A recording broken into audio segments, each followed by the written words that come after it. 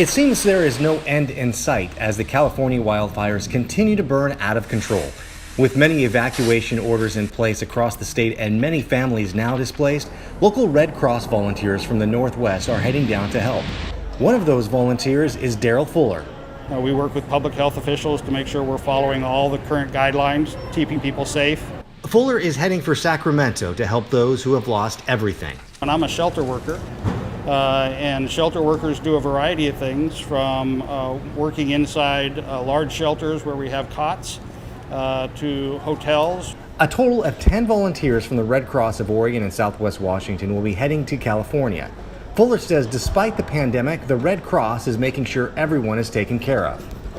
Rather than having large congregate shelters with cots and cafeteria-style food, as much as we can, we're putting people up in hotel rooms, providing them with pre-made meals. Fuller has been volunteering with the Red Cross for 3 years.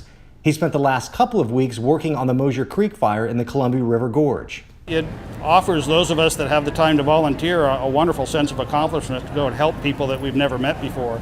Joe Ranieri, KGW News.